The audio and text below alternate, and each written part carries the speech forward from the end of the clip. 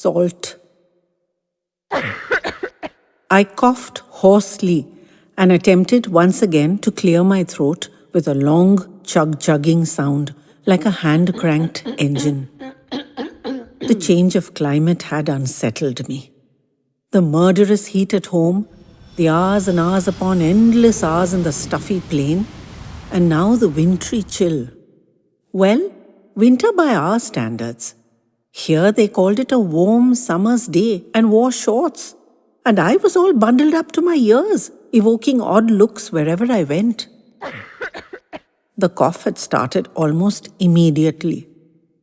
I could feel a scratchiness in the back of my throat, and I yearned for my little steamer, which would belch out a continuous flow of soothing steam that I could inhale and feel restored by. But the last time I had travelled with it, it had smashed in transit, and I had reached for it when packing, but decided to leave it behind. I did not plan to be sick. And now I was coughing. I had no faith in these namby-pamby over-the-counter medicines. I would have blasted the mosquito with a cannon at home and felt better in a few hours. Here, they wouldn't sell me the cannon unless I showed them the opposing army, and when I coughed illustratively at the chemist, he offered me a silly lozenge. So I resorted to kitchen remedies. Saltwater gargles and warm milk with turmeric. But damned if these wretched hotels could give you the salt and turmeric. I wouldn't trust their turmeric anyway, store-bought, pre-powdered. I needed to powder it from the sticks myself to be sure of its purity. And I knew I couldn't do that here. So I'd asked each of the friends I was visiting that day. And finally, Dee had come up trumps. She gave me one baggie of turmeric and one of salt, so I didn't have to pick the rice grains out of the salt cellar the hotel sent me. I honored her as my lifesaver and popped the 2 bags into my cloth shopping bag. Later that evening, I stopped off at a supermarket near my hotel. I wandered through the aisles. It was always such a challenge. The choice was too huge. You thought you knew what you wanted till you were confronted with 156 different kinds of water. And then you felt like the village bumpkin. I had been expecting it, but expecting it didn't make it any easier. I labored painfully through the aisles looking for my 2.5 things. Not as if one could ask, where are the cheeses? Firstly, there was no one to ask. And secondly, they think I was illiterate. Couldn't I read the signs? But this shop was as big as a city block, it seemed, and I was tired after a long day. I found my small needs and bustled off gratefully to the checkout lanes and fumbled in my handbag for the unfamiliar cash.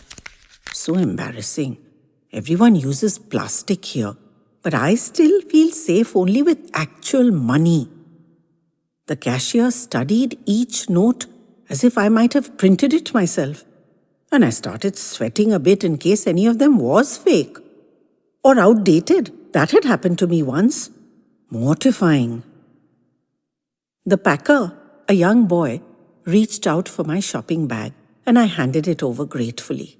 So young. A summer job, obviously. My focus was still on the cashier as she busied herself with my money and the change, and when I looked back at him, he was giving me a strange look. Suspicious. My paltry purchases not yet bagged, and one hand clutching the mouth of the bag shut. Honestly, these kids, no damn use. At his age, he should be able to bag my shopping. I reached for it myself, trying to conceal my irritation. But he moved it away and looked at me aggressively. Now what? Was I supposed to fight for my own shopping bag? As it is, there was this big drama about plastic. Now even cloth was out. What was one supposed to do? Carry everything home in one's bare hands? I put away my change, just dumped it into my handbag and reached for my shopping. The young boy opened the mouth of the bag and raised his eyebrow questioningly at me. I was confused. peered in, and saw my 2 little baggies. I smiled at him understandingly. "Turmeric and salt for my sore throat," I told him. He stared at me a few more ticks. Then he stopped frowning and started to bag my small purchases efficiently. "Oh," he muttered under his breath as he tumbled everything into my cloth bag. "Salt.